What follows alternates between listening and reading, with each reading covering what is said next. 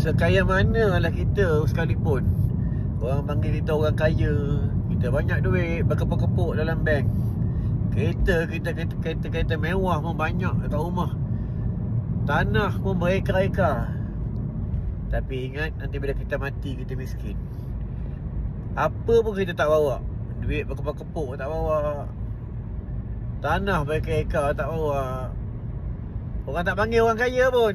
Nanti letak dalam kubur, dalam liang lahat, orang panggil, wahai fulan anak si fulan. Nanti bila kita mati, kita miskin. Siapa sekalipun, nanti bila mati dia miskin. Tak bawa apa pun, bawa kain kapan je. Kain kapan je bawa. Itu segi dunia. Segi akhirat, yang dia bawa apa? 3 benda je.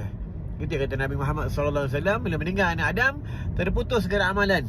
Yang dia bawa, waladun salihun, anak yang soleh. Kalau dia ada anak soleh, beruntunglah si mati. Yang kedua, sedekatan wajariyah. Kalau dia perbanyak sedekah, tolong orang masa dia hidup, dia tolong orang, dia banyak infak hartanya pada jalan Allah, infak hartanya pada urusan-urusan agama. Ya, banyak sedekah, banyak tolong madrasah-madrasah, sekolah-sekolah pondok, banyak tolong anak yatim, banyak tolong urusan-urusan masjid, wakaf sana, wakaf sini. Yang ketiga, ilmu nafi', ilmu yang bermanfaat. Mudah-mudahan kita mati nanti, kita kaya di dalam kubur, kita kaya di negeri akhirat.